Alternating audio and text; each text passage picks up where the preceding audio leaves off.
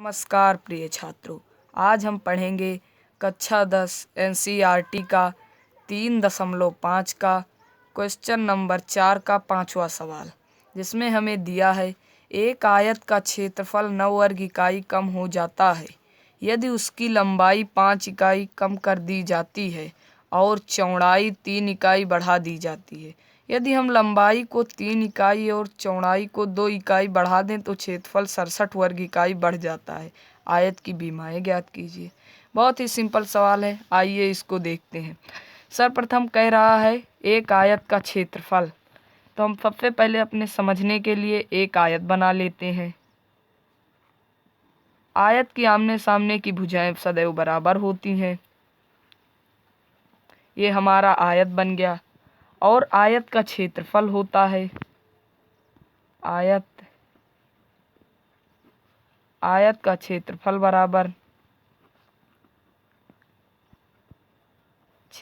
बराबर लंबाई गुणे चौड़ाई, लंबाई लेंथ ब्रीथ होता है आयत का क्षेत्रफल।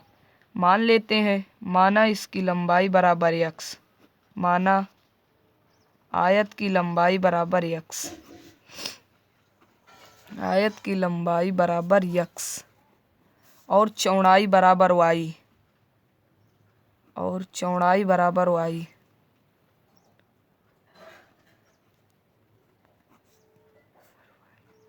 तब इसका क्षेत्रफल क्या हो जाएगा? क्षेत्रफल बराबर xy, क्योंकि लंबाई गुणे चौड़ाई xy। अब आइए हम क्वेश्चन को देखते हैं। हाँ, इसका क्षेत्रफल हो गया xy। आइए अब हम सर क्वेश्चन को पढ़ते हैं। एक आयत का क्षेत्रफल 9 वर्ग इकाई कम हो जाता है। आयत का क्षेत्रफल क्या है? xy। इसका 9 वर्ग इकाई कम हो जाता है, मतलब इसमें ऋण चिन्ह लग जाएगा। 9 वर्ग इकाई कम हो गया यदि उसकी लंबाई 5 इकाई कम कर दी जाए। इसकी लंबाई x माने है, 5 वर्ग इकाई कम कर देंगे और इसकी चौड़ाई को, और इस चौड़ाई को 3 इकाई बढ़ा दें। इसकी चौड़ाई को 3 इकाई बढ़ा देते हैं। ये बराबर में रहेगा क्योंकि लंबाई गुणे चौड़ाई बराबर क्षेत्रफल। आइए देखते हैं, इसमें पूरा मल्टीप्लाई कर दीजिए। x से x में गुणा होगा, xy हो जाएगा। इसमें होगा तो plus plus plus 3x minus plus minus 5y minus plus minus 15 बराबर xy माइनस 9। xy से एक xy कट जाएगा और यहाँ पर हम लिख लेते हैं जो बचा 3x माइनस 5y। इस 15 को उधर भेज देंगे तो ये प्लस में हो जाएगा, क्योंकि पक्षांतर कर रहे हैं। कुछ ऐसे बनेगा, हमारी समीकरण बन जाएगी 3x माइनस 5y बराबर हो जाएगा। इसमें से इसको घटा देंगे तो 6 बचेगा, वो भी प्लस में, क्योंकि चिन्ह हमेशा बड़ी संख्या का लगता है। आइए यहाँ से हम x का मान निकाल लेते हैं। तो यहाँ से 3x बराबर हो जाएगा, ये इधर ऋण में है उधर जाएगा तो प्लस में हो जाएगा 6 प्लस 5y। तो यहाँ से x बराबर मिल जाएगा हमें 6 प्लस 5y बटे 3। यहाँ से हमें x की वैल्यू मिल गई। इसे हम इक्वेशन नंबर फर्स्ट मान लेते हैं। माफ़ करना, पेज थोड़ा छोटा था, दूसरे पेज में चलते हैं। यहाँ से हमें x की वैल्यू इतनी मिली है, x बराबर 6 प्लस 5y बटे 3। अब हम द्वितीय शर्तानुसार देखते हैं। यहाँ लिख देंगे द्वितीय शर्तानुसार।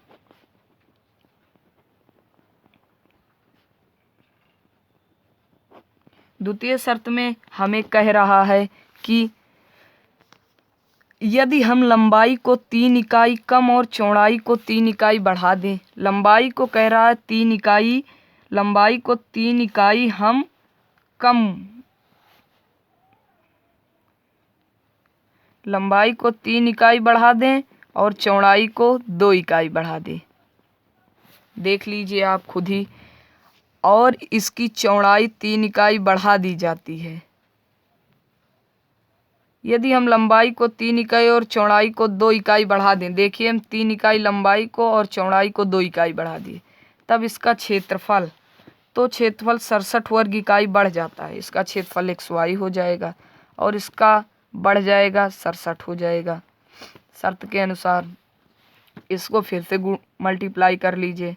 यहाँ से xy हो जाएगा, फिर यहाँ से 2x हो जाएगा, धन धन धन 3y हो जाएगा, प्लस प्लस 6 हो जाएगा बराबर xy प्लस 67।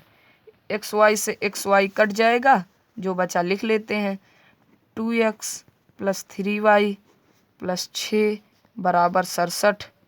यहाँ से हल कर लेंगे। 2x प्लस 3y बराबर 67 माइनस 6। 2x प्लस 3y बराबर हो जाएगा, इसमें से जाएंगे तो 61 बचेगा। अब यहाँ से हमने जो x का मान निकाला है यहीं पर हम रख देंगे।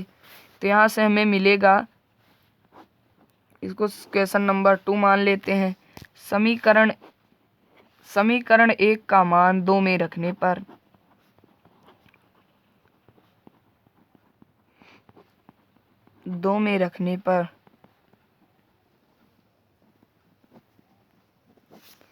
यहाँ पर हम पहले यहाँ 2 है 2 उतार लेंगे, फिर x की वैल्यू है 6 प्लस 5y बटे में 3, यहाँ से ब्रैकेट बंद, प्लस जो बचा है उतार लेंगे बराबर 61।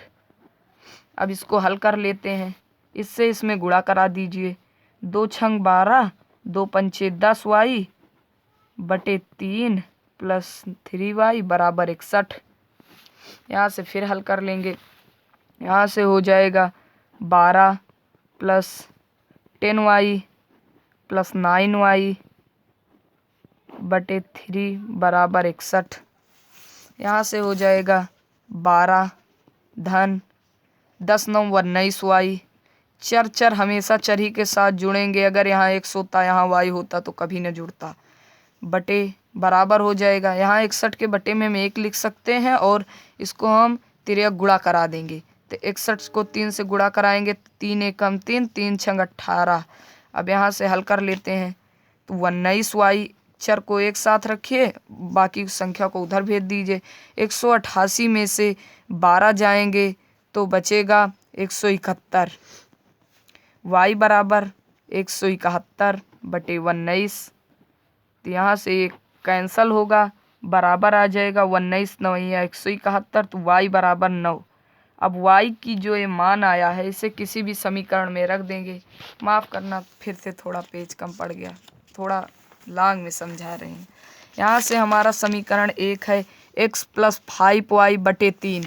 पहले उतार लेते हैं। समीकरण 1 में y का मान रखने पर लिख लेंगे। y का मान रखने पर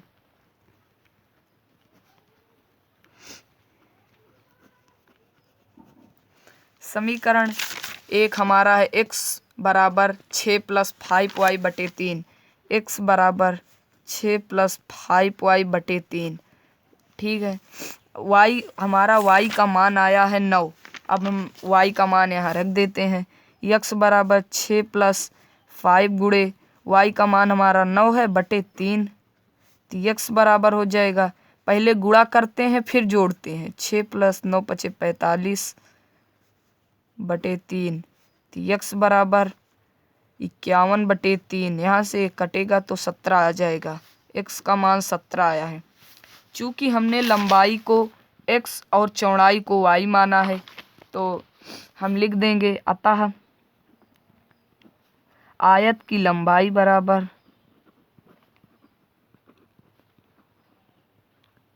17 तथा चौड़ाई बराबर हमारा चौड़ाई आया है y बराबर 9, तो हम यहाँ पर 9 लिख देंगे। अब हमारा ये क्वेश्चन सॉल्व हो गया। अगर आपको ये वीडियो पसंद आए तो लाइक शेयर सब्सक्राइब ज़रूर करें ताकि ऐसे ही वीडियो आप तक पहुँचते रहें। धन्यवाद।